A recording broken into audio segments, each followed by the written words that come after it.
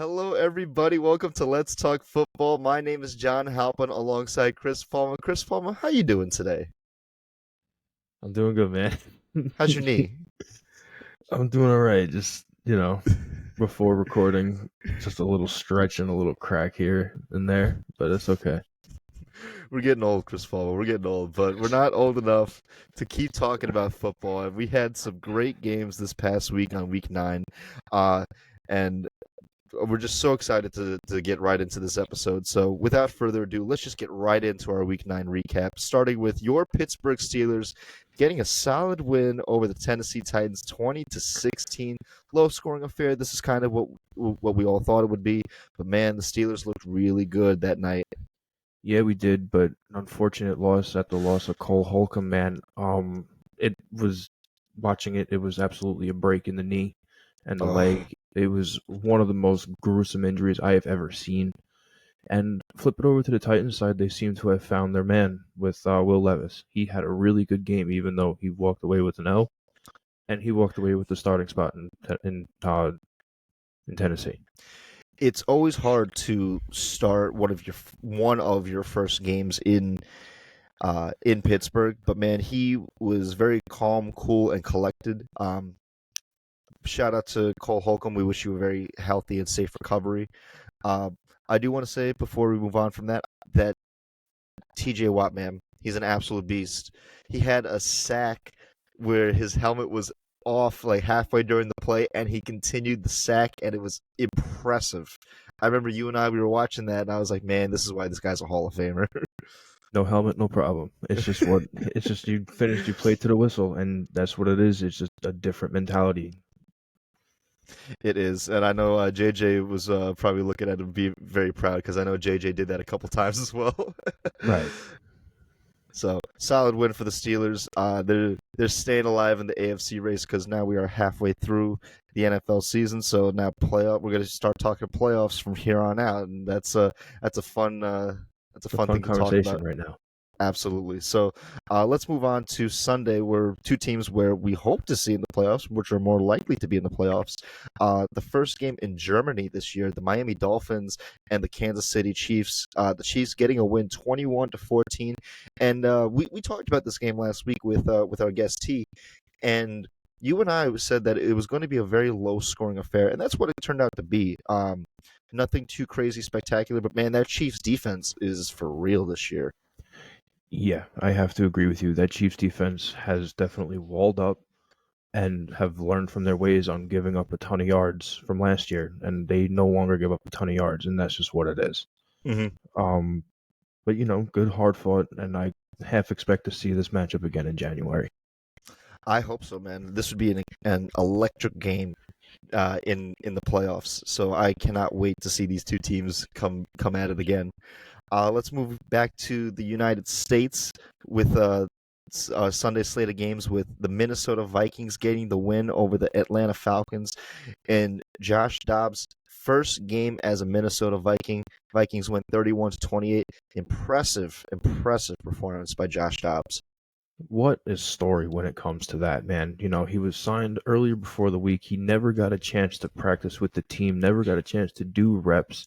There was a video of him doing pregame where he was practicing pregame cadences with his entire offensive line before the kickoff for the first time, and they walked away with a win. It's such a great story. I hope to see more out of Josh Dobbs, and that's a cool story to walk away with. Oh, absolutely. We're going to talk more Vikings in this episode because the Vikings play the Saints this upcoming week, and the Saints actually beat the Bears last week, 24-17. Bears put up a fight, but it was a very solid game for the Saints to come away with a win, and currently they lead the NFC South within their respective division. Yeah, good win from the Saints. They should win this game. They're better prepped. They're better coached as of right now. Um, hope the Bears can turn it around, but I think they're going to be one of those teams where they're starting to look for next season. Yeah, absolutely. There's a lot of things going on in Chicago right now, so definitely keep an eye on them in the off season, and we'll talk more Bears as the season goes on. But Let's move on to up north with the Green Bay Packers getting a win over the Los Angeles Rams. Much to our surprise, Matt Stafford was not playing this game. He was injured, so they had to rely on the backup quarterback. And the Packers just got a solid win, 20-3. Nothing sexy about it, but hey, Packers coming away with a win at home. And that's the way the Packers need to win. They need to tone it down, go back to the fundamentals, and win down and ugly. Get some ugly wins under your belt before you can start shooting the lights out and being the electric team you want to be. You have a lot of potential there. Just tone it down and let it marinate. Yeah, I'm sure the Packers are going to be another team to look for this offseason. There's a lot of things going on, but I like this Packers defense, man. They're very under the radar. I like a lot of the personnel that they have, but the season is not going to be an easy season for them. Hopefully, they can be competitive next year. Um, so, with that being said, let's move on to New England, where the Washington Commanders came away with a win, 20-17 in New England, man. Whew, it's something's cooking in New England, man, and it's not anything good. No, there's some stinking New England again for the first time in our lifetime. Um, the rumor mill's spinning, man, that a lot of people don't think Bill Belichick's gonna last the season in New England. And for that to even be a thought is insanity to me. Yeah, I mean, but we've seen it though. We see what he looks like without Brady. Um, Not good. if the Patriots are going to win, it's going to be low scoring games through their defense, through their run game. They're not really going to look to air out the ball, but man, they have a tough challenge ahead of them because now they fly to Germany this upcoming week to play the Colts. So hopefully they can prepare enough in time for that game because the Colts are going to put up a fight against them. Um, so, with that being said, let's move on to my Baltimore Ravens taking care of business against the Seattle Seahawks, 37-3. It was just a big blowout, and I was just very happy to see it unfold. Yeah, no, a much needed blowout for you guys. Take one step ahead in the division. Happy for you. One of the best teams in the league right now, record wise. I understand. Good for you. Very hard fought win. Not really. 37-3 is a fucking absolute wash. Good for you. I don't know. You fucking watched them. You fucking beat their teeth. It was a good win. Let's move on to probably one of the games of the year. It could possibly be the game of the year. The Houston Texans getting a win over the Tampa Bay Buccaneers, 39-37. What a game this was! I don't think anyone expected this to be the shootout that it was. But man, this was a fantastic, fantastic game to watch. Talk about exciting, man. The Texans are exciting. Baker Mayfield can produce exciting games. This game was all around exciting, and I really wouldn't be surprised, like you said, if this game was game of the year. Oh, easily. We're going to talk more Texans this week because they have a great matchup against the Cincinnati Bengals. So that'll be one of the games that we're going to discuss this week. But man, C.J. Stroud, he's looking like the contender for Rookie of the Year. I agree. So we'll get more into them. So let's move on to the Cleveland Browns getting a shutout win over the Arizona Cardinals, 27-0. We all expected Cleveland to win this game, but we didn't expect them to dominate as much as they did. They did not give up a single point. Cleveland with the number one defense in the league right now. Good for them, man. Again, this was just an utter beating. I feel bad for the Cardinals with how bad they've been bleeding out for almost 2 years straight now. I hope something can change for Arizona, but it doesn't look like the end is in sight for them. No, there's going to be a lot more darkness before the dawn ever shows. But they're in a lot of trouble. That is one team that we have yet to discuss this year is the Cardinals, and believe me, there's a lot to talk about with them. We're going to get into them when the time is right, but for now, it ain't looking pretty. No, it looks ugly in Arizona right now. Absolutely. So let's move on to the Indianapolis Colts and the Carolina Panthers. The Colts coming away with a solid win, 27-13. 14 of those points actually came from a pick six from Kenny Moore. the cornerback for the Colts. I know you and I we discussed the Colts a little while ago, where like they can take the interceptions, right? But it's hard to stop them. It's hard to like stop them producing points from the other team. But man, Kenny Moore, shout out, man. That's a great defensive performance. 2 pick sixes in one game. Whew, impressive. Yeah, hats off. And, just like Arizona, there's some darkness in Carolina right now. Hope something can turn around, but it looks like your draft pick is for naught.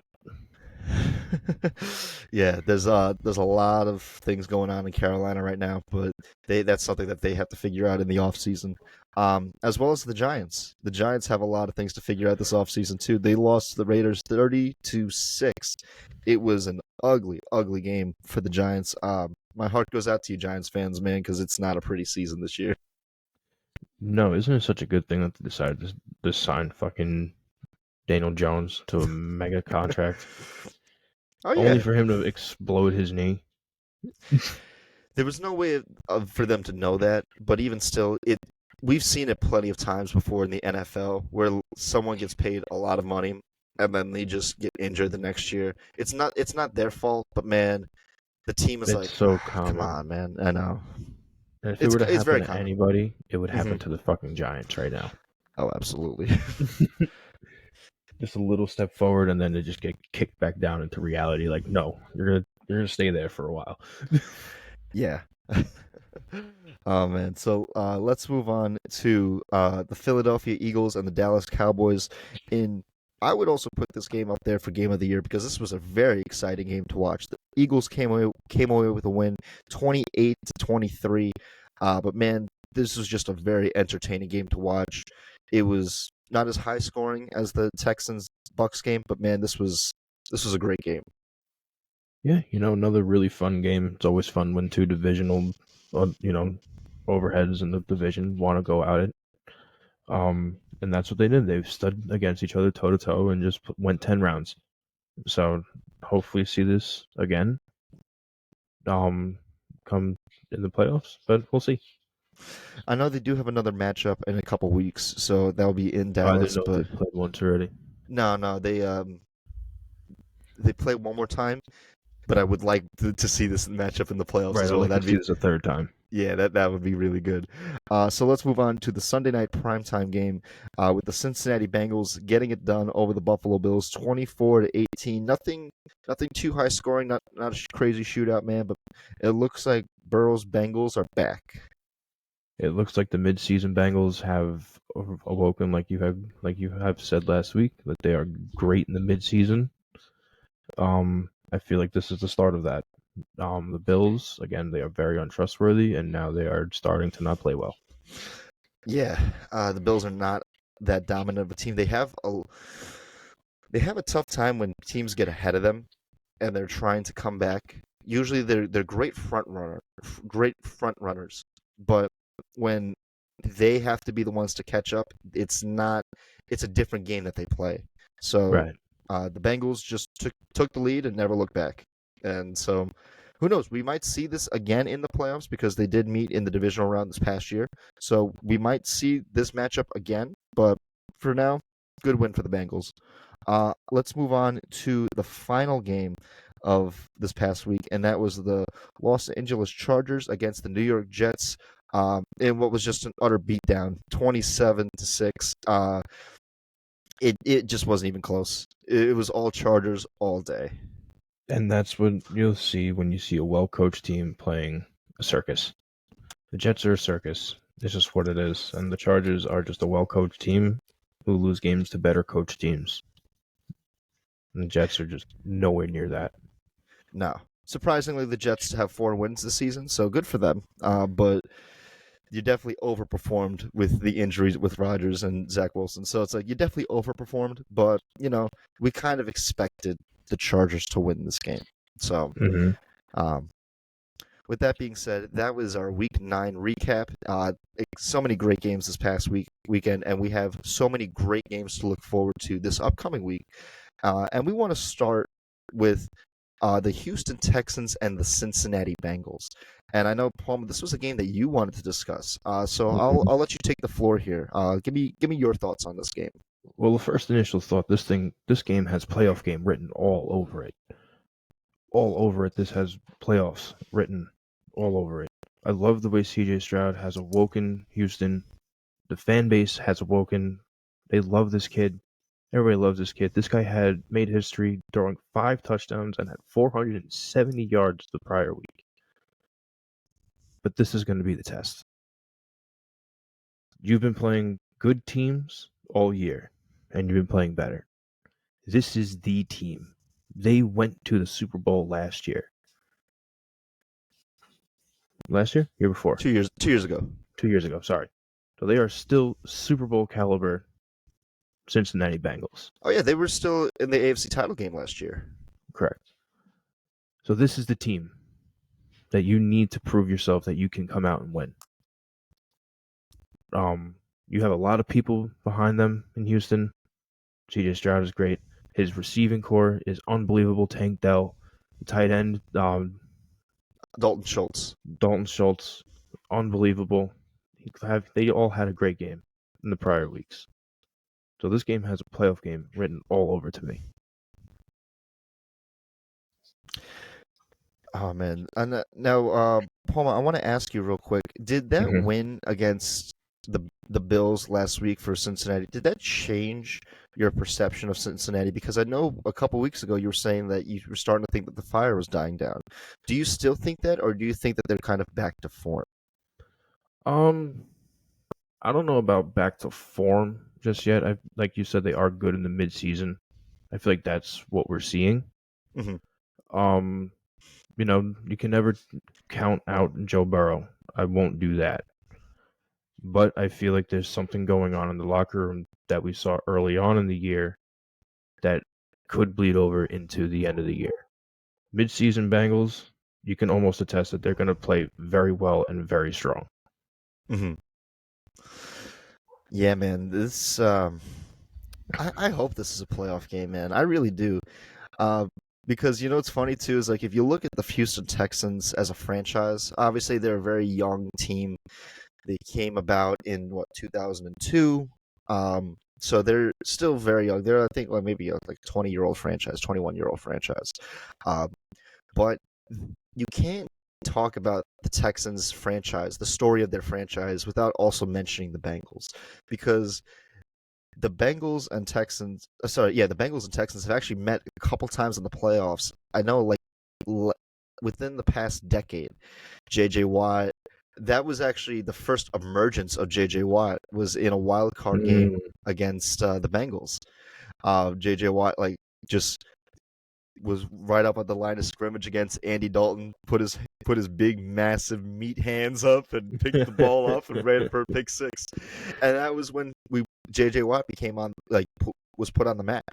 And then from there, like there have been a couple times where uh the Bengals and Texans they have met in the playoffs. So I would not be surprised if we do see this matchup in that because that would be a great game to watch. But obviously, this is a different Bengals team. This is a different Texans team. CJ Stroud looking like you said, like you and I said before, looking like the prime candidate for Rookie of the Year. He has 2,270 passing yards, uh, 14 touchdowns, one interception. unbelievable. Insane, insane Unbelievable. for a rookie to be doing that. And he averages 283 yards passing a game. That's insane. Like these are veteran numbers right here. Right. To me, Year I'm one. looking. To me, I'm looking at Chase Young. It's like he's a rookie with already a veteran mindset, and which is like what's really impressive about it. CJ Stroud. Said Chase Oh, Young. oh, sorry. Yes, sorry, C.J. Stroud. Yes, my bad. But like he's a veteran. Like he has a veteran mindset, which is exactly what you want to see in a rookie. He spreads Especially out. after so many years of Mhm. nothing coming out of Houston. Like falling short so many time in, time out when it comes to draft picks or trades and this and that. Terrible contracts. Now is time to push. Like now you have a chance because you have this kid and everything around him. Yeah, and I think they're a little ways away from really competing for a Super Bowl. But Few man, years. but man, he's going to challenge Trevor Lawrence for this division year in and year out. I agree. And I think that I agree. that's not something Jags fans want to hear. But man, the Texans they're coming. Like, they are absolutely coming. And they're coming quick. I again, it's not only the passing yards, it's also the minimal turnovers, which is great, but also spreading the ball around. He's doing it to players that like we've never heard of prior to the season. Like we know Dalton Schultz from the Cowboys, right? But he's got Nico Collins, Noah Brown, Tank Dell. And what was it? Collins has 631 yards, 4 touchdowns. Dell has 454 yards, 4 touchdowns. Schultz has 390 yards, 4 touchdowns. No, like he's spreading it out, man. Right. He's not targeting. He's not locking in to say one guy.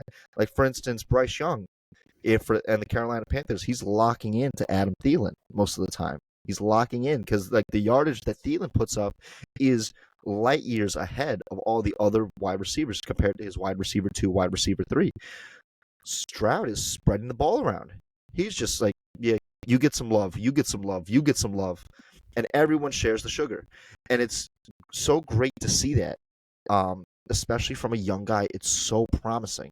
Right now, the Houston Texans have the number 9 offense and the number 18 defense. So like their defense is not really as great as you want it to be, but to have a top 10 offense halfway through the season with a rookie, that's impressive. That's really impressive. Multiple rookies on your offense. Yeah, and they're getting it done. And the Bengals have, I mean, they did have a really rough start in the beginning of this year. They have the number 20 the 25th ranked offense and the 27th ranked defense. But every week they're ticking up better. They're ticking up better. Better.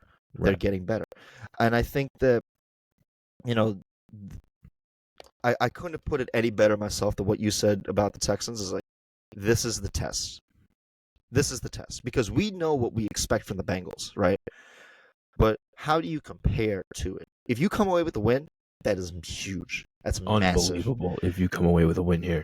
If you lose by a possession, that's still impressive because again, we expect the Bengals to do their thing. If you get blown out, okay, maybe it was just like maybe we need to reevaluate. But man, like you said, this is the test.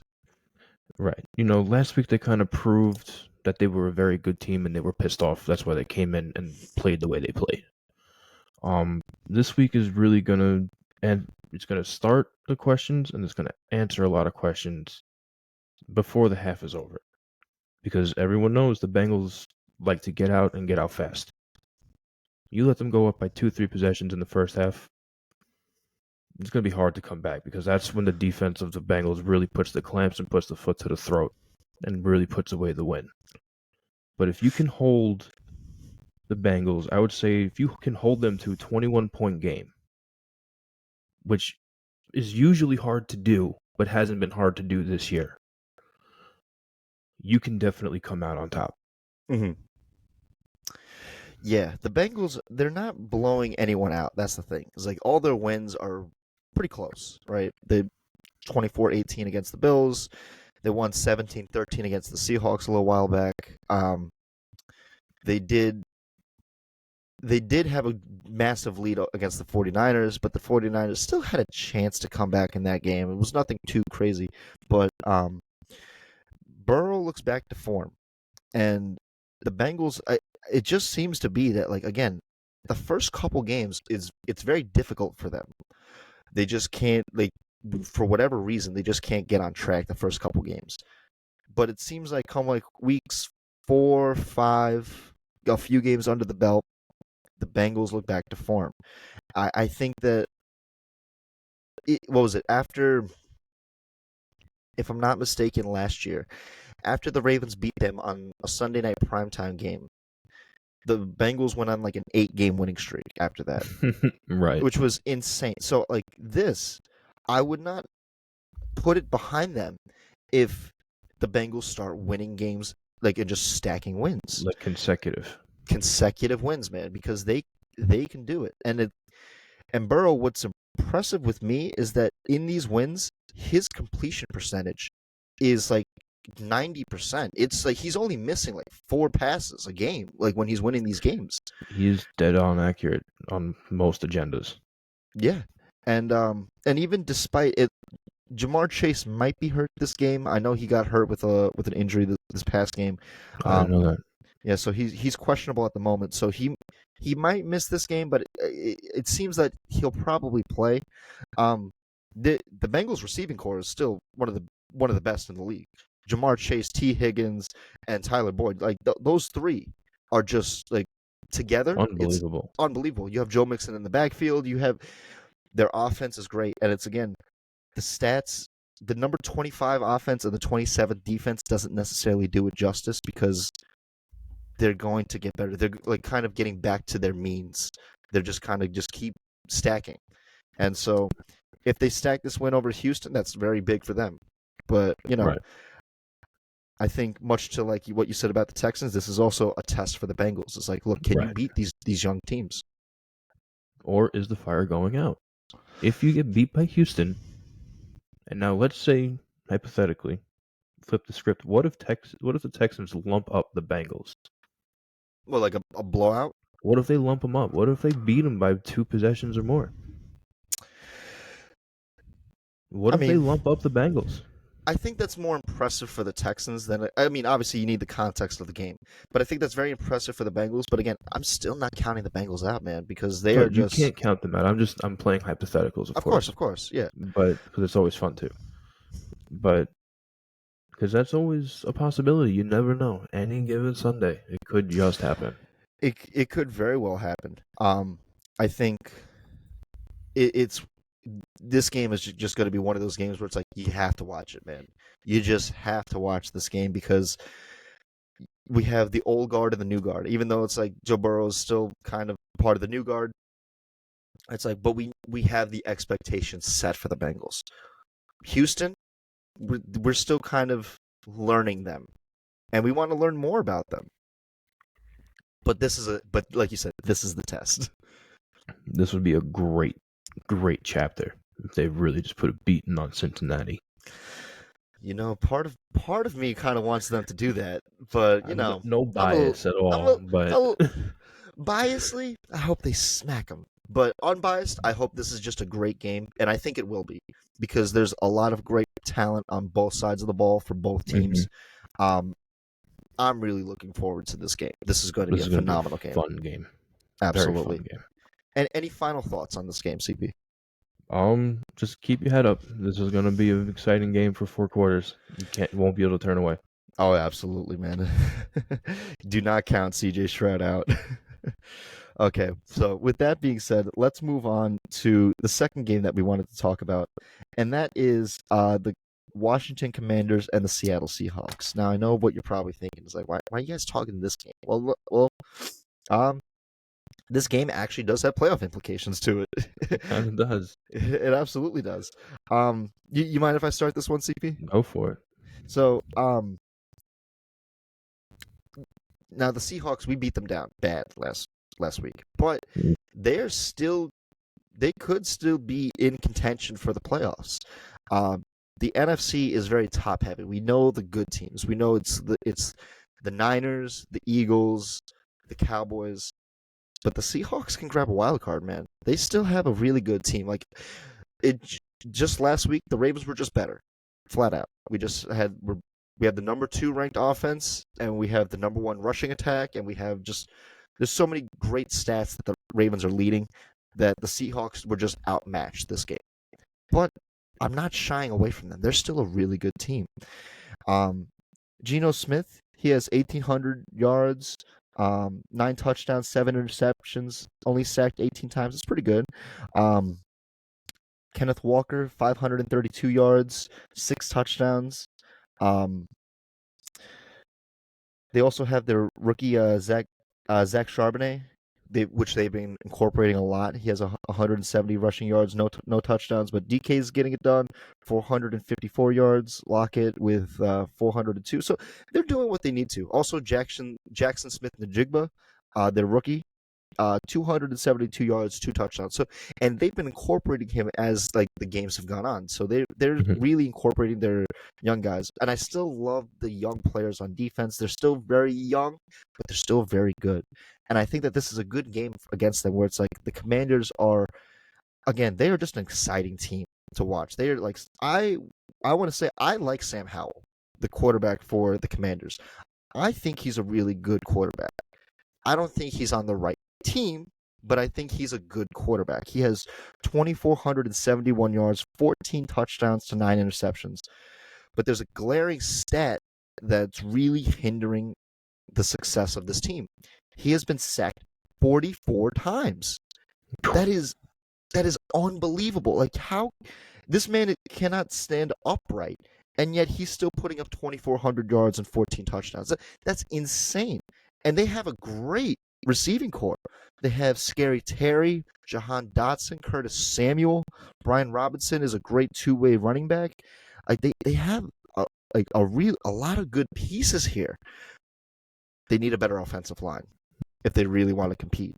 But if the Commanders take this game over the Seahawks, they might see themselves back in wild card contention. So, because last year they were fighting with the Giants for that final wild card spot.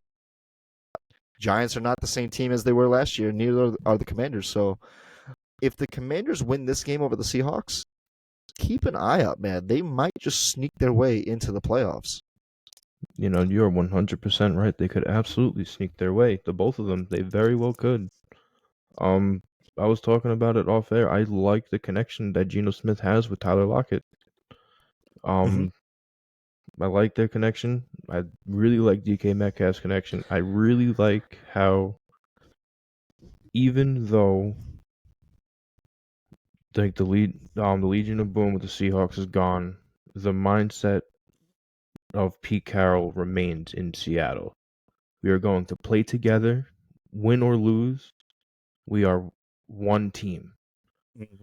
And that's kind of the same thing that Ron Rivera preaches in Washington. But still, with Washington, I said it last week, I'll say it, it's hard to get a fucking beat on them. It's hard to get a read on them. You want them to do good because, you know, we both have soft spots for Ron Rivera. I agree with you. I like Sam Howell, and we want them to do good. But it's every time it's like, all right, you have my attention, you fall on your face. And then the minute I look away, you start playing well again. And then Yep, I look, and then you fall on your face. So you that's have my pretty much it. attention again. You have my attention again. Do not fall on your face. It would be cool to see a Ron Rivera team sneak their way into the playoffs with the plummet of the Giants. It would be very cool. It absolutely would be, but Washington, they just need to win in the off season in order for them to win in the regular season. They need to make the right moves, and I think that look, you have a lot of great young players. I love, again, the young receiving core that they have. Behind Scary's hair, you have Jahan Dotson, Curtis Samuel, Brian Robinson. These guys are good. They are really good. Um, but Washington has the number 17th ranked offense. Pretty good, like middle of the pack, because like you said, where it's like they could be doing very good, and then there's games where they're not so good. So it's like they kind of balance. They're kind of in that mid ground area, but they have the 28th ranked defense. Their Right. defense is not that good, especially now after they traded away Chase Young to the 49ers.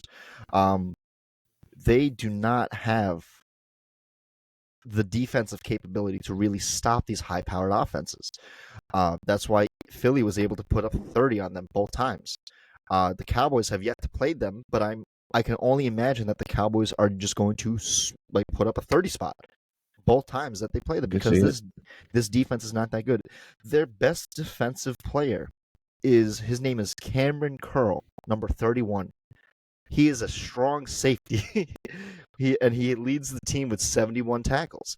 And much like you and I we were talking about before with the Patriots, where it's like your safety should not be leading your team in tackles.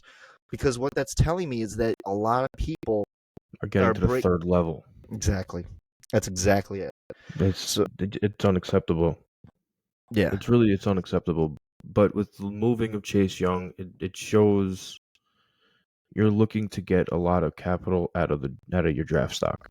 yeah, Um, if the scouts are looking and they see that it's going to be a defensively strong draft again, maybe they'll go defensive. But I 100% agree with you. They really need to hyper focus on that offensive line. yeah, yeah. Getting sacked because on average, like the good teams, right? The good to great teams in this league, they have allowed about 18 to 19 sacks on their quarterback this year. 44. That's giant level offensive line right there. That's just unbelievable. That's unacceptable. Especially so far at this point in the season, it's like how could the fact that Sam Howell still has two legs to stand on and going into each game is impressive. Wasn't Joe Burrow sacked similar, like 70 something times? What was it? The year they went to the Super Bowl, he was sacked in the regular season and in the postseason a combined 70 times. Yes. Right. It just and then after that they fucking doubled down on their offensive line. Oh, they tripled down on it. They tripled down, right. Mm-hmm. They tripled down. And then now they're off to the races. Yep. Follow that blueprint. Please follow that blueprint and you'll be all Yeah. right. And you know what, too? Is like the Commanders are just one of those franchises where it's like, me personally, it's like I want to see them do good because for the past since 2000, since being under the ownership of Dan Schneider, they have just been abysmal. They've had glimpses, right, but they have been abysmal. And in the history of the NFL, Washington has been a staple of the NFL historically, and it's a shame too because Washington fans deserve better. And I think that you know if they have new ownership, and obviously I think now they're selling the team at the this They year. sold already, I They think. sold already, so it's like, I look, believe so. they should. Let's see, I'll look it up. I'm optimistic for Washington that there are better days ahead of them, but just not immediately. It's not going to be this year. It may not be next year, but I'm optimistic that better days are ahead of you within the next decade because you have a lot of great young guys here. Keep Ron Rivera, man. He's a great head coach. Obviously, if you want to move off him, I understand, but he's still one of the great coaches in the league. You got something here. You got the pieces, right? You just need to join it all together. Well, yeah. As of August 21st, the new owner is Josh Harris. Oh, He is okay. a, a, Perfect. a managing partner of the New Jersey Devils and the Philadelphia 76ers. Um, so yeah, the breath of fresh air with no Dan Snyder is going to be interesting moving forward. Absolutely. And like I said, Washington fans, you guys deserve better, and hopefully better comes because um, it's been dark for a very long time. But I will say this game against the Seahawks though, I I think you know what it is this game is great for both teams because whoever wins this, you kind of get back in that playoff race. If you lose, okay, so be it, right? But both teams match up very well against each other, and I think that this is going to be a great game to watch, even though a lot of people will not really want to watch this game. I highly encourage that you do because you'll see a lot of things that you never saw before. I agree. Um, John, are you coming in on your side? I don't see your picture. My picture? Yeah, I don't see your face. I'm from my screen. I see both of us. Fine, perfect, Okay, that's perfectly. all that matters. I Okay, don't see you on my screen. I was just wondering. okay, but you can still hear me, right? I can still hear you fine. Okay, perfect. That's fine. So, hopefully we don't have any technical difficulties this game, but or not this game, but this episode. But okay. But do you have any final thoughts on this game, CP? No, this is just one of those games that it should be two blue collar teams going at it, and it's gonna be fun to watch because it's gonna be a couple of things you don't see with a lot of the fleshier teams. Yeah, There's gonna be no absolutely. flash in this game. It's not going to be sexy, but it's going to be entertaining, if that makes Right. sense. The blue collar, the middle of the road game that a lot of people really are just going to brush away. Blue collar, baby. Okay, so let's move on to the third game that we wanted to talk about, and that is the Saints and the Vikings. So CP, I'll let you start off with this one because I know last week you initially wanted to talk Vikings since the acquisition of Josh Dobbs. So I'll give the floor to you, man. Tell me, what are your thoughts going into this game? Well, first off, again, that story with Josh Dobbs. For him to not have a single practice snap with the starting squad until warm-ups of the game to go up against the Saints team, well, last week. Who did they play? I'm sorry. Atlanta last week. Atlanta. To go up against an Atlanta team that's been playing together and then come out with a win. Again, you were doing your cadence warm-ups right before the national anthem. For the first time, you don't even know your guys' first name. Hats off to a really, really good home, to a good start. I'm hoping he found a new home in Minnesota. But this is going to be another really hard game. It'll be a hard game for him playing the Saints. Derek Carr looks really good in the Saints uniform. I said it last week. I'll say it again. I agree. This is another one of those middle-of-the-road games, man, where it's just could almost feel like playoff implications could be on the line here. This game is going to be pretty exciting to watch. Yeah, man, this is going to be a great game, and like you said, there's a lot of playoff implications on the line because right now the Saints lead their division at 5-4 in the NFC South, and the Vikings are staying alive, man. And like you and I were saying a couple weeks ago, they're better than their record shows. The Vikings have the number 8th ranked offense and the 14th ranked defense, which is crazy too because I've been complaining about that defense for the longest time, but they are starting to get their act together. They're really starting to tighten up, and I like to see that. Now, before I get into, I guess, the teams real quick, I do want to talk about Josh Dobbs. For those who are not familiar with the career path of Josh Dobbs, I just kind of want to just say that he's been kind of a journeyman, but not by choice. Teams have just kind of like moved on and off him because they've just sought better. But this guy is good. This guy is really good. And so he was drafted to the Steelers in 2017, stayed with them until 2019. 2019, signed with the Jags practice squad, but ultimately didn't really play a game. Then came back to the Steelers and for the 2021 season. Went to the Browns, went to their practice squad in 2022. Went to Detroit practice squad and then was ultimately cut. Then he was signed to Tennessee last year. He did play a couple games for them in the final stretch of their season. Went back to the Browns practice squad this past offseason in 2023.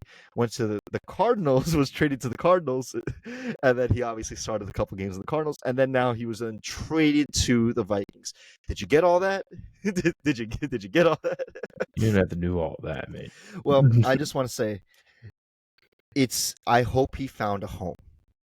That's the thing, and it seems like if he finds a home, if he finds stability, because he was doing very good in Arizona for a team that like we all thought was going to be bottom of the barrel, right? He kind of kept them afloat. He got a win over the Cowboys in Arizona. That's impressive, man. That's really impressive.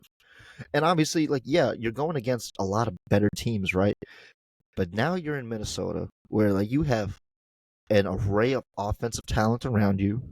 You have a defense that's tightening up and a team that is hungry to be winning these games.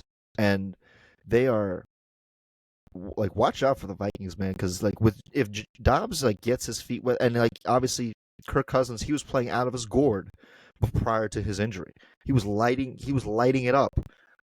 And now Josh Dobbs is coming in, and he is one of the smartest quarterbacks in the league. I believe he actually has a degree in astrophysics, if I'm not mistaken. He's an actual rocket scientist. Yeah.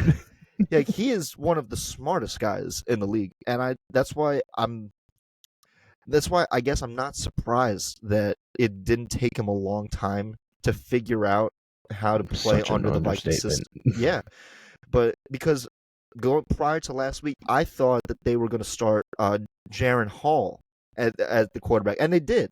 And then they pulled him. It's like, okay, Dobbs, just get right in there, and he Right. did not blink. Him being so brilliantly smart is out of this world, and it's 100% helping him. And it's, again, I just hope he found a home in Minnesota because, first of all, being able to memorize an entire offensive scheme in less than 48 hours is blasphemous. It's absolutely blasphemous. And if you have to do it again, I'm sorry for you. Yeah, I think honestly, Josh Dobbs is really proving the fact that he deserves a starting spot in this league. 100%. He absolutely does. And I know, like, we never really talked about him prior.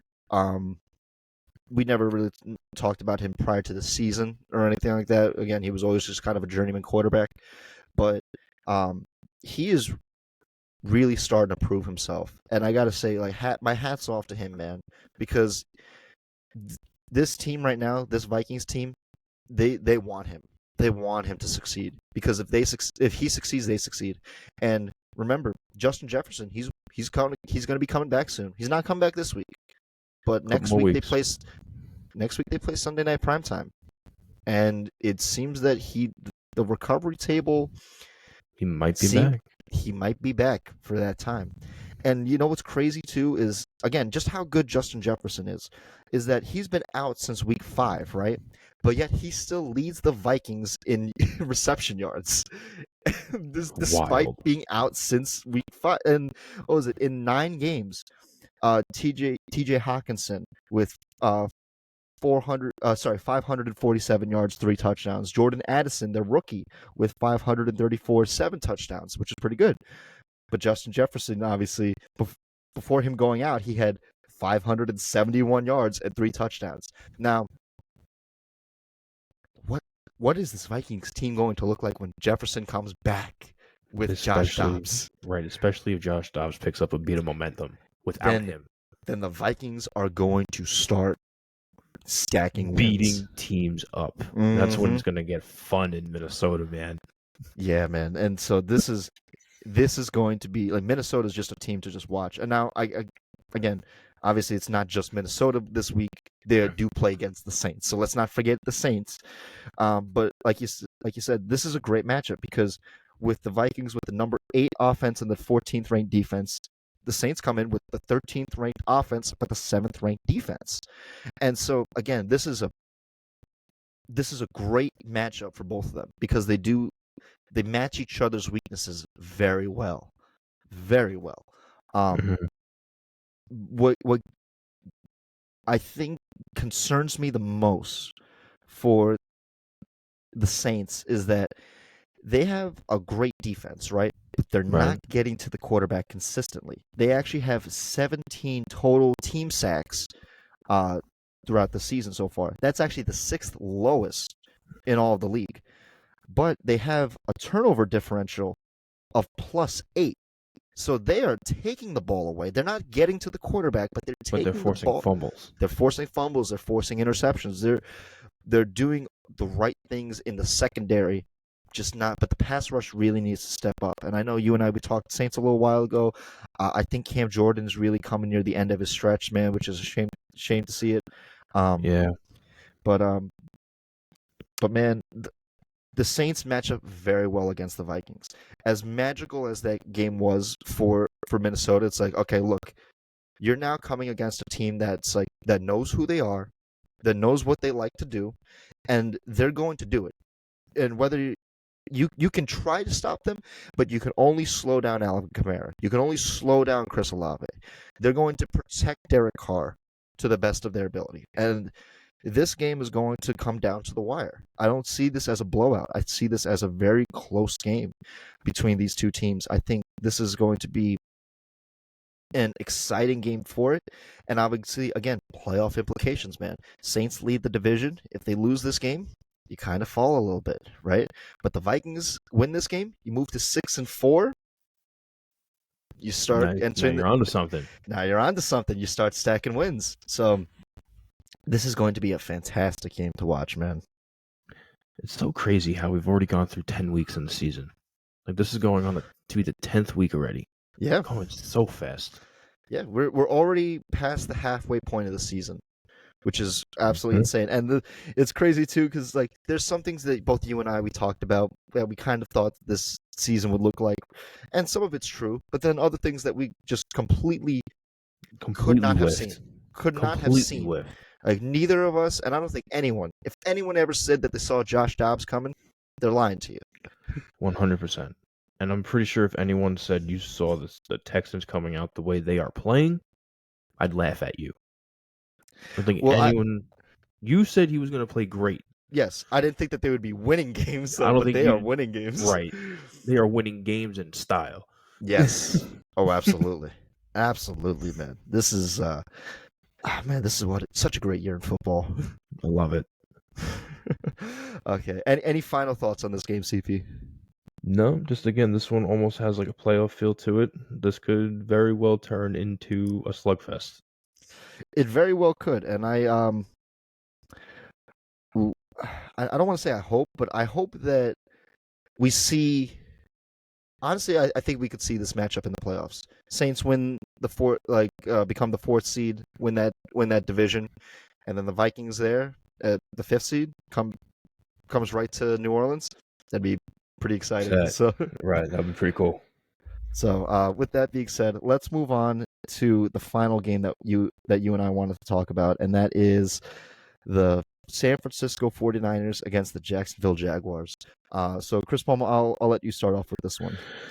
Well, we were questioning if the Saints-Vikings was a playoff game. This is 100% a playoff game. Well, it would be Super Bowl. This would be the Super Bowl. You're right. Both of these teams, Jaguars specifically, are on such a tear right now. The 49ers have kind of leveled out since losing McCaffrey, losing Debo. Pretty sure Debo's back now, if I'm not mistaken. Back, yeah, he's back. Are they full strength this week? Yeah, they should be. I don't know about Trent Williams. McCaffrey's back. Debo's back. I don't know about Trent Williams. I'll have to see, but I think he should be back as well, if I'm not mistaken. I will look it up real quick.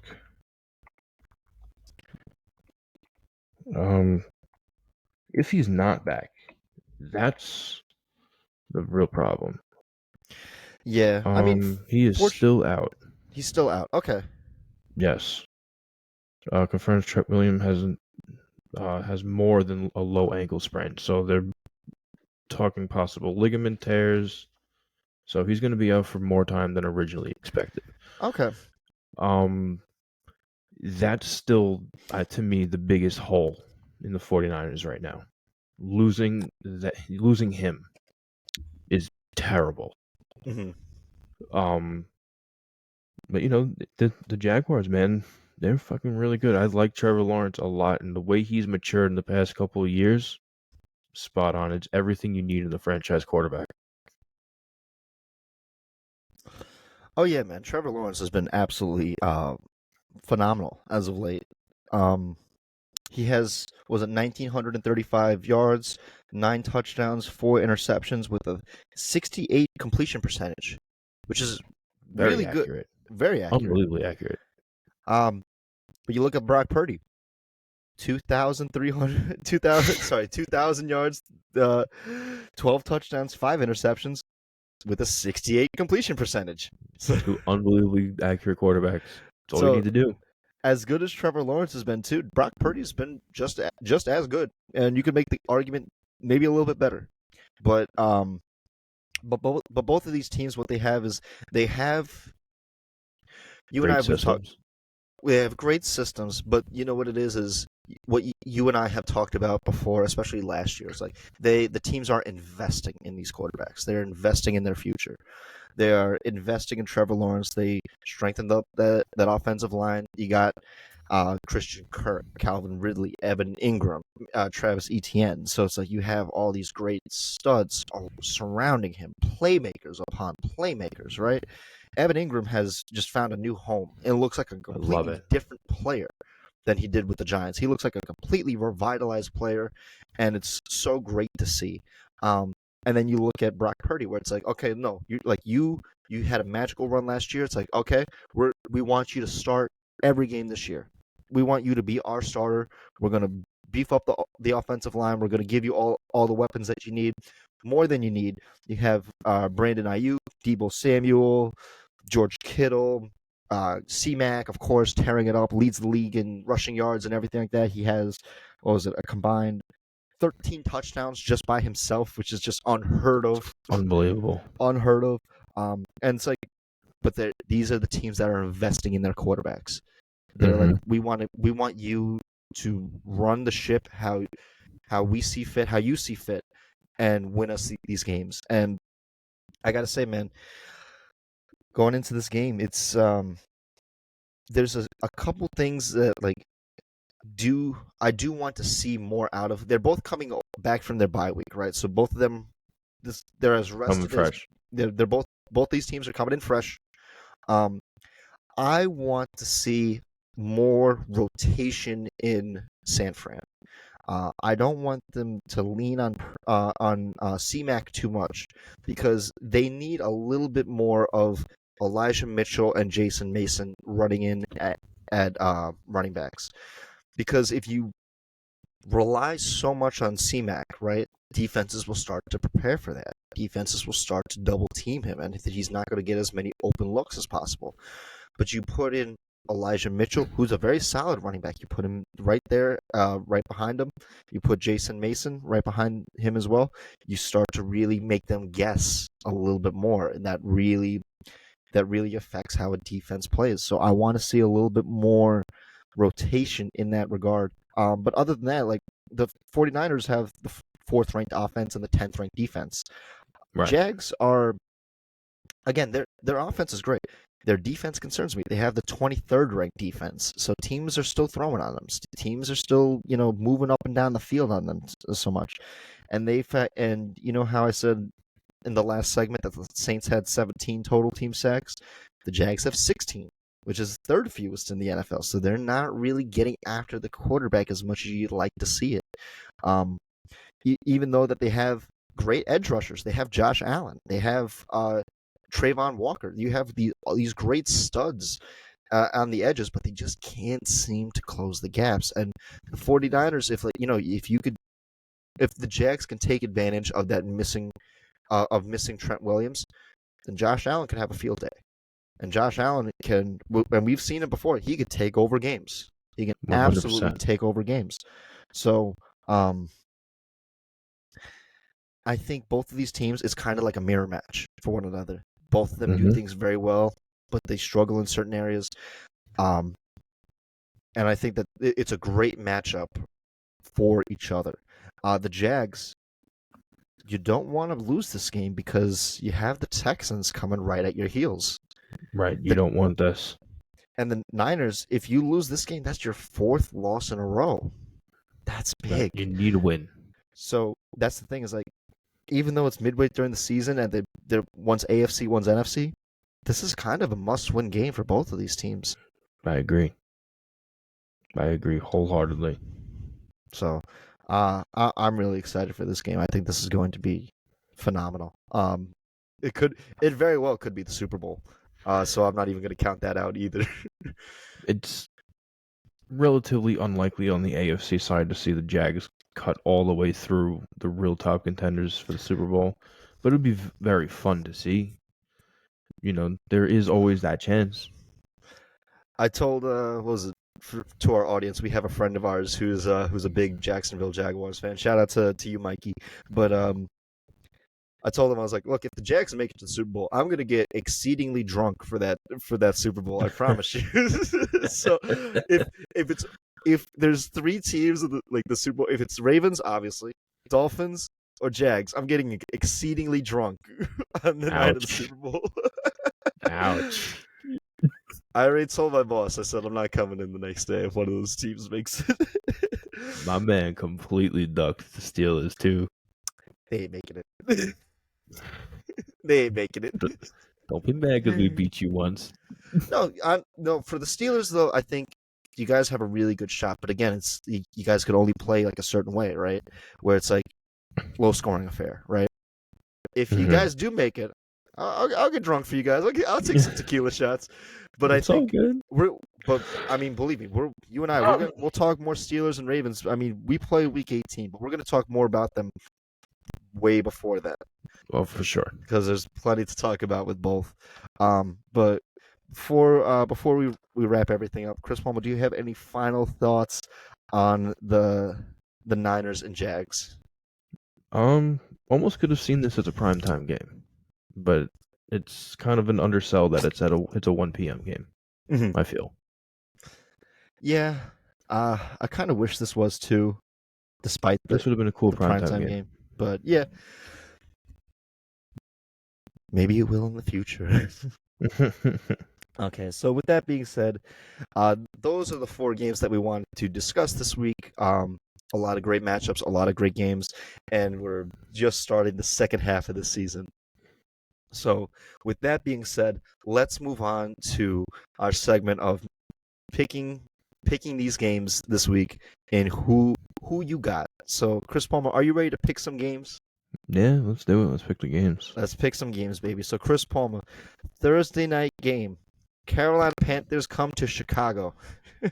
Who you got for this one? I'm going to go Chicago on home field advantage alone, but this is going to be such an ugly game. Such a waste of a primetime game. Yeah. When a game like the 49ers game is at 1 o'clock and this game's at fucking primetime, this is such a waste of a primetime game. Yeah. But everybody gets one. Everybody gets one Thursday night game. So I guess. I'm gonna go Carolina on this one. I was just kind of looking through some stats, like just doing my research this week, and Chicago ranks last on a lot of statistical categories. And despite obviously, they have a better record than Carolina, and Carolina has not been playing well. Carolina is probably at the same level as Chicago right now. Both of these teams are pretty bad, but maybe you could pull out a win. It's not going to be a sexy win, but you could pull out an ugly win. So if Carolina is to win a game, I could see it against Chicago. So I'm going to take Carolina this game. All right. So let's move to across the pond. In the second Germany game, which I think this is also going to be the last international game this year, the Indianapolis Colts and the New England Patriots. Chris Palmer, who you got for this one? I'm going to go with the Colts. Mm-hmm. And if the Colts do come away, it's going to be very concerning in New England as to what's going to happen with Bill Belichick. If Bill Belichick does not come away with a win in Germany, I don't think his job is secure. Mm-hmm. I kind of agree with you on that, man. I think that especially in an international market to really see like the Patriots kind of not be the optimal team as we thought they were against a team where it's like, look, they're a scrappy team, but are they going to compete for a Super Bowl? No, the Colts are not competing for a Super Bowl. If they somehow have Minshew magic and do it, my God, it'd be an absolute fucking miracle. But it won't happen. But I know. So Belichick is not like his time in New England is sickening. I think it's up. It could very well be up. But I know we'll have to discuss more about the Patriots later on in the season. But I'm also going to go with the Colts this week. I just think they just have a little bit of magic to them. That Minshew magic, baby. They got that offense. It's clicking. Michael Pittman is really showing himself. Jonathan Taylor, he's really coming into his own. And they put up points very easily. New England struggles with putting up points. So I'm gonna go with the Colts as well in this one. All right. So let's move on back to the States, coming back to Baltimore, where the Cleveland Browns take on my Ravens. The number 1 ranked defense against the number 2 ranked defense. This is going to be a very defensive game. Obviously, I'm going to go with my Ravens, but Chris Palmer, who you got for this one? You see, I'm going to go with the Ravens because I respect your franchise more. But don't sleep on Myles Garrett, man. He's going to get after it, and he's going to be a menace all game. I'm going to go with the Ravens, but it's going to be a 3-point game. Oh, yeah. This game is going to be a close game. It's going to be ugly. It's not going to be sexy in any way. Hats off to the Browns, man. That number 1 ranked defense, that's impressive, man. It's very impressive. But I know you and we've talked about it before. I told you, man, this Ravens defense it's right there. It's number 2. So this is going to be probably a low scoring affair, but man, divisional rivals, man, anything can happen. Anything can happen. So let's move on to Pittsburgh, where the Steelers take on the Green Bay Packers. Chris Palmer, who you got? Do I even have to ask? Yeah, no, I'm going to go with Pittsburgh on this one. You know, we made it out of the first half of our season positive. The second half is a little bit easier than the first half. You know, we still got to play you. We still got to play. We've still got to play all of our division games. But in the midst of that, we have a couple of games that are very winnable. Mm-hmm. So, and this being one of them. So yeah, I'm going to go with the Steelers as well on this one. I just think that so long as teams cannot really put up 30 on you, you'll have a chance to stay in the game. Packers, I do not see them putting up 30. Aside from week 1, I don't think that they even touched that number since. If they do, something went terribly wrong. Yeah, so I'm going to go with the Steelers as well on this one. And you guys will then move to 6-3 at that point if you guys win. That'd be very impressive. So let's move on to the San Francisco 49ers against the Jacksonville Jaguars. Palmer, who you got for this one? This is going to be a good Jags. One. Yeah? The Jaguars on this one, yeah. I respect it. I feel like that loss of Trent Williams is still going to is the real snake bite of that 49ers offense right now. Mm-hmm. So yeah, I'm going with the Jags. I'm going to go with the 49ers on this one. I like, again, this is a great matchup. I just think that the Jags don't have enough to exploit that weakness of Trent Williams. They have the personnel, but I think the Niners are still they are adapting enough to keep them alive. And I don't think the Niners can afford to lose 4 games in a row. If there is, got some problems. I agree.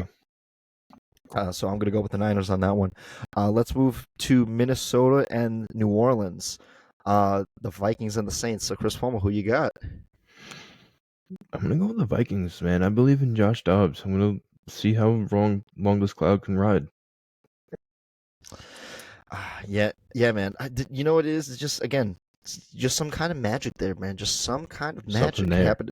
Something there. I'm going to go with the Vikings, man. I've always had a soft spot for the Vikings, but I just think that Dobbs is the right fit at the right moment. And I think that, there's just something to be said about that, being at the right place at the right time. So I'm going to go with the Vikings as well on this one. So let's move on to the Texans and the Bengals. Chris Palmer, who you got? It's hard. This one's hard, and it shouldn't be. It is. It is hard. I'm going to go with Houston. Ooh, okay. I think Houston catches the upset. And I'm hoping that they catch the upset here. I'm going to go with the Bengals because I just think that the Bengals are just getting back to form. They're just doing it. And I think that their defense is top 10. They're off. Oh, well, it's not top 10, but it's getting to top 10. It's close. It's top 10 potential. They have top 10 potential because when we talked about the Bengals and Niners, it's like all the statistical categories, they have just as many sacks, as many turnovers and stuff. It's just so I'm going to go with the Bengals on this one. As much as I want the Texans to win, I'm probably going to go with Joe Burrow and the Bengals. So let's move on to Tampa Bay, where the Tennessee Titans take on the Tampa Bay Buccaneers. There was a lot of tease there, but I'm gonna go with the Bucks on this one. Um, I just liked what I saw out of them last week, and they actually have the second highest turnover differential. So that defense is taking the ball away, and they're not really giving the ball away. So I'm gonna go with the Bucks on this one. But Chris Palmer, who you got? I'm gonna go with the Titans on this one. I want to see another good game out of Will Levis. I want to see how that offense starts to mold around him. Mm-hmm. Um, and I want to see that defense. I want to see what that defense has to do as well. Yeah, I want to see that too, man. I definitely want to see more Will Levis, see how he develops as a quarterback because he does have potential. He absolutely has potential in this league. So, with that being said, let's move on to the Los Angeles Chargers against the Detroit Lions. I kind of almost wanted to talk this game because this This is an honorable mention. This looked good. this looked really good on paper, man. But I'm gonna take the Lions on this one. I just trust them a little bit more than I trust the Chargers. But man, I could see it go either way. But I'm gonna go with the Lions. I just think they're just the better team this season. I can't help but agree with you. You know, I trust them, and I don't trust them. I trust them a lot more. You know, Yeah. time and time again, it's just the Chargers can't close a game out. Mm-hmm. They can't play. They had a 2-minute drill. Is atrocious. Yeah, no, Lions all the way on this one. Okay, let's move down south to Arizona, where the Falcons take on the Cardinals. Chris Palmer, who you got for this one? It's just going to be another beating in Arizona. So you taking the Falcons? Yeah, I'm taking the Falcons. The Falcons are just going to give the Cardinals another beating. Yeah, I'm gonna go with the Falcons as well. Cardinals just look lost. They just look They're absolutely done. They're absolutely done. lost. I mean, we'll talk about them at some point in the season, but man, they just look lost this year. So let's move on to probably another lost team, which is the New York Giants against the Dallas Cowboys. Do I even need to ask Palmer? Because I'm going with the Cowboys on this one. Yeah, this is an absolute wash. Going to go with the Cowboys. Again, this is another totally lost team playing a team that's running for the playoffs. Like off to the races for the playoffs. Yeah, Don't be Giants. surprised if this is a 30-point fucking blowout. I kind of expect it to be. This is with all the injuries to the Giants. Daniel Jones, we forgot to mention, torn ACL. He's out for the year. So they have, what was it, Tommy DeVito now at Being the quarterback. So 10th rookie quarterback of the year. An all-time record for most rookie starting quarterbacks. man, this has not been a pretty year for New York. So, so with that, I'm going to take the Cowboys. You're going to take the Cowboys, and I think the rest of America is just going to take the Right, I Cowboys on think this the one. entire country is taking the Cowboys this week. Yeah. So let's move to Seattle. And the game that you and we talked about, the Commanders against the Seahawks. Who you got for this one? This one's tough. This is another tough one. I'm gonna go with Washington. Ooh, okay. You know, I do like Geno Smith. I want to see Washington win. You got my attention. Don't fall. I actually want to watch this game when it's aired because this game is going to be very, very interesting to watch for all the reasons that you and we talked about. I'm going to go with Seattle. Again, I just like the players there more. I like the personnel there a little bit more. Pete Carroll.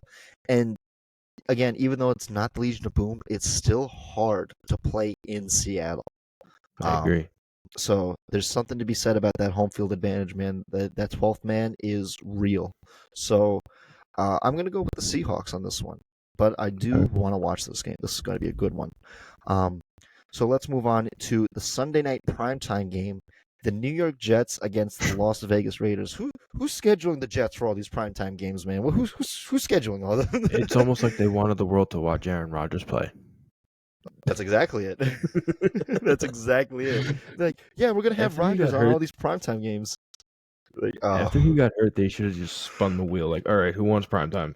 because honestly, like you could have easily put that Niners Jags game right here in this primetime slot. That would have been great. Right, would have been unbelievable. But we got this one. So who you got? who I got? I'm gonna go with the Raiders, I guess. They I showed me a little. guess. I guess they showed me a little bit of promise last week against the Giants, but that's against the Giants.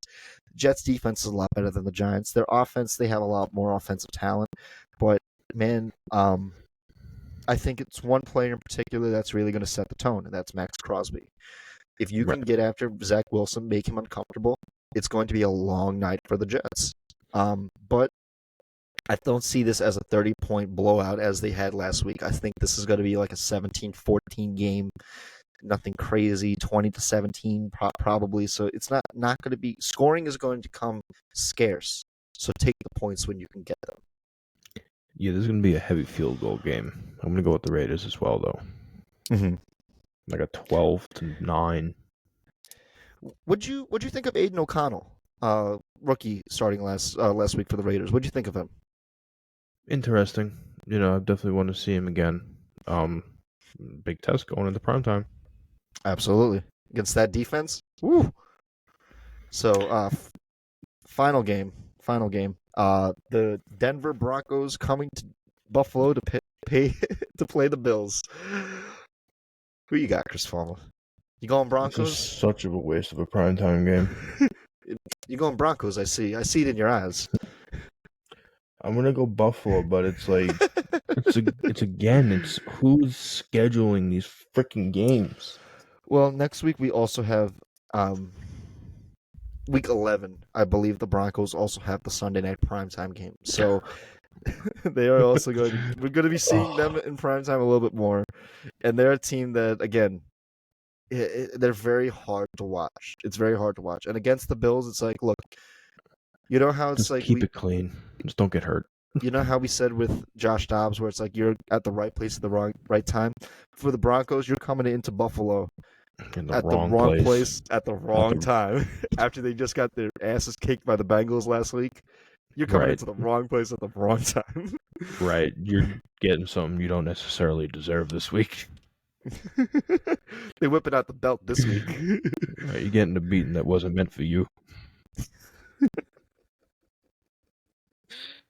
Oh man. So that's our week 10 episode for this upcoming week. We had an absolute blast. Again, if anyone's watching this and you want to be a guest on our podcast, please let us know. Please contact either Chris or myself, and we will happily schedule you on. We love to talk to other people, get other people's opinions about different teams and stuff, and we just love talking football, man. But yeah, Chris Palmer, what are your closing thoughts here for the audience? Yeah, no, gonna be another great week. So get ready. Here we go. Any given Sunday. Any given Sunday. So please be sure to give us a like, comment, subscribe, all that YouTube jazz, and be sure to join us next week on Let's Talk Football.